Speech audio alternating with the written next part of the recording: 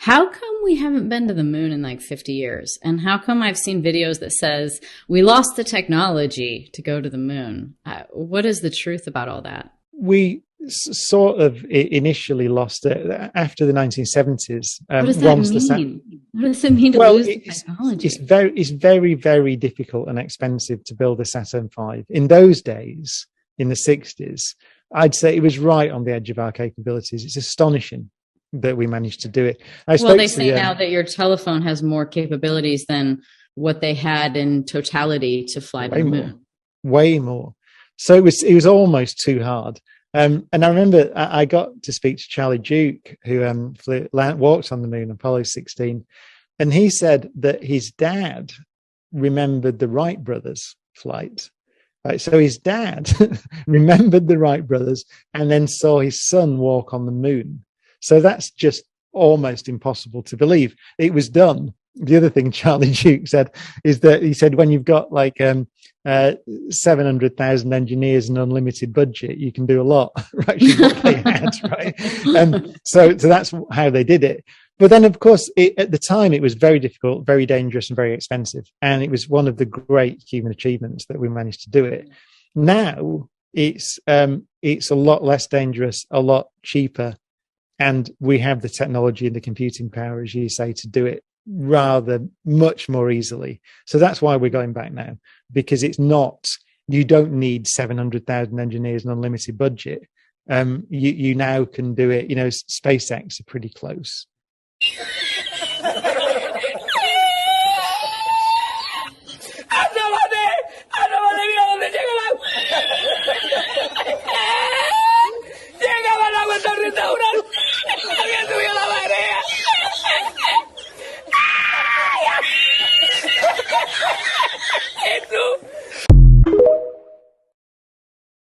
Standing ovation.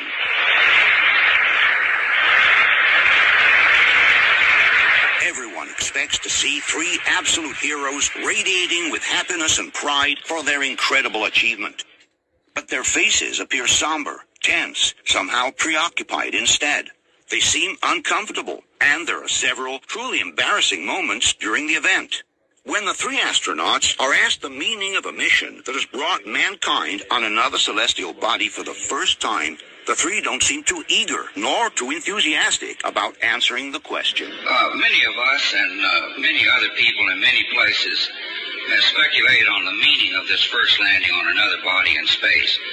Would each of you give us your estimate of what is the meaning of this to all of us?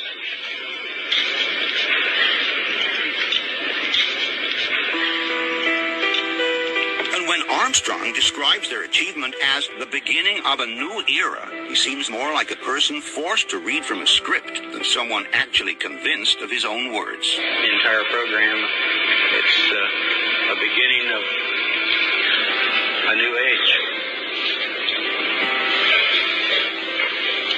Possibly the most embarrassing moment of all comes when the famous astronomer and journalist Sir Patrick Moore asks the astronauts whether they could see stars from the moon. When you looked up at the sky, could you actually see the stars and the solar corona in spite of the glare? But not one of them, surprisingly, remembers having seen a single star by the naked eye. We were never able to see stars from the lunar surface or on the daylight side of the moon by eye without looking through the optics. Even Collins, who was left orbiting the moon while the other two descended on the surface, does not remember seeing a single star. I don't remember seeing any. Globe Earthers are taught that the reason the North Pole star cannot be seen from southern locations like Australia or New Zealand is because it is hidden behind the supposed curvature of their globular Earth. Similar to what is taught about boats disappearing beyond the horizon, they claim these boats, and the pole star, are disappearing behind the physical curvature of a globe, and insist, if the Earth was truly a stationary plane, that Australians should have no trouble viewing Polaris.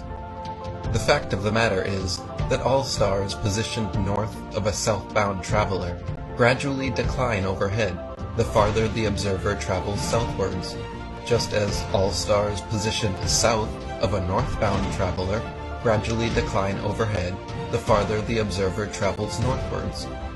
Likewise, all stars located north of a northbound traveler gradually rise overhead the farther the observer travels northwards, while all stars located south of a southbound traveler gradually rise overhead the farther the observer travels southwards.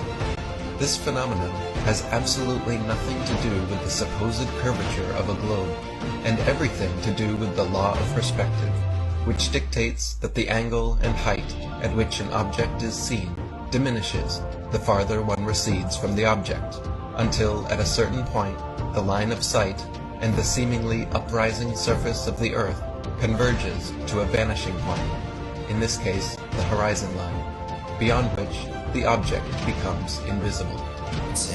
His Mr. Billionaire himself. Officially the first billionaire to travel to space, Sir Richard Branson. So you go 63 miles up, you would all probably assume that, of course, you could see this giant curve of Earth. You're 63 miles up. Richard Branson supposedly goes up 63 miles, even though it's nothing but fisheye lens footage. We exposed that. Here comes Neil deGrasse Tyson again, damage control time. Oh, by the way, you didn't ask, but I'm going to tell you. Do you know how high up above the Earth he was? No. So if you take a 63 miles. Well, yeah, right. So take a schoolroom globe, and that's how high above it is he? So he's about 2 millimeters above the surface of a schoolroom globe. So nobody has seen the curvature of the Earth from that height. I just want to make that clear. You can't see the curve out of an airplane, right? 10 miles. You agree? I hope you agree so far. Okay. So 10 miles up, no curve. Red Bull 23 miles up, no curve. Branson 63 miles up, no curve.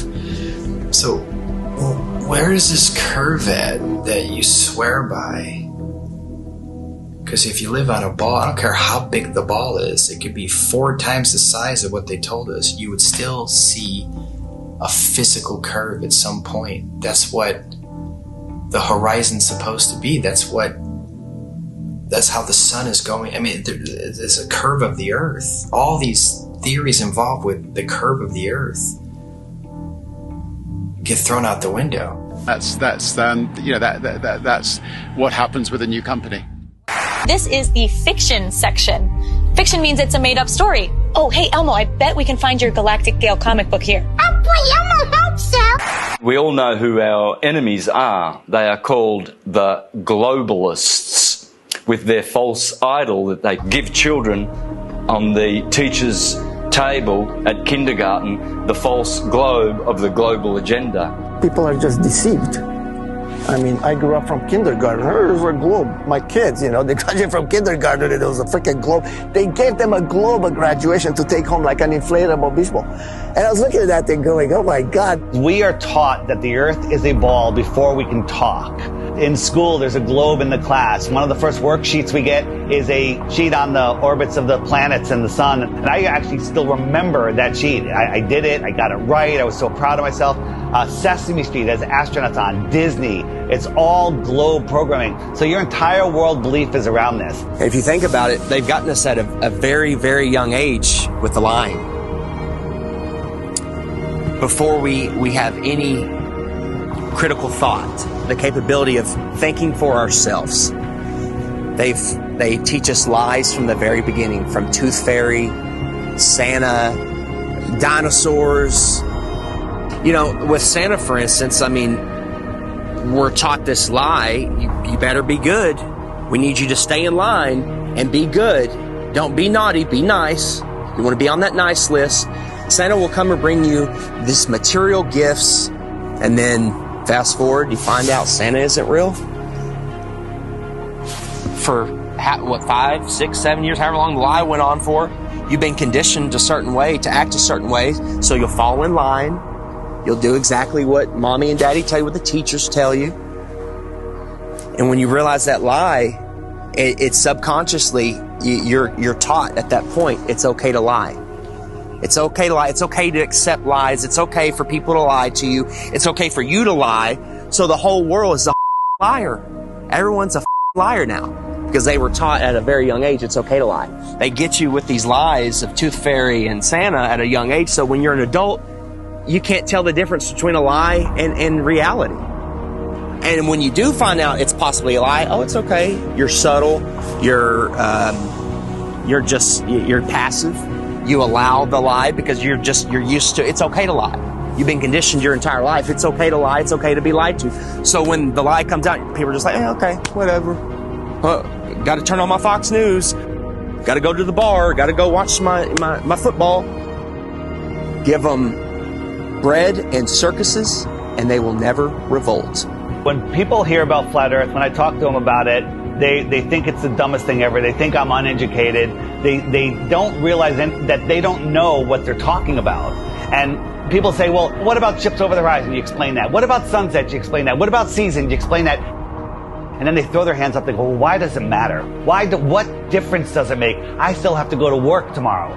That's right where they want you. They want you working in your slave job. They want you obeying orders, doing what you're told, and living paycheck to paycheck, and just not realizing where you are. The truth is, we're not spinning out of control, lost in space, where an asteroid could take us out. They want us believing we're running out of fuel. They want us to believe we're running out of food, when anyone can go and get a seed, stick it into the ground. Water will fall from the sky and food will grow out of the ground. There is no shortage of water, food, space. Every American family could have a half an acre in Texas and the rest of the country would be empty. They're lying about everything. You let your kids... Gloobers, y'all been crying and asking, for pictures, photos, this and that of the ice wall. Here's the outer edge, you the dig and stand. Yeah, man, I don't want to hear you cry no more, you feel me? It ain't no big deal, you feel me? You could have looked this up very easily and found this all the way yourself, though. Y'all be just playing these games because you know you're big fake, man.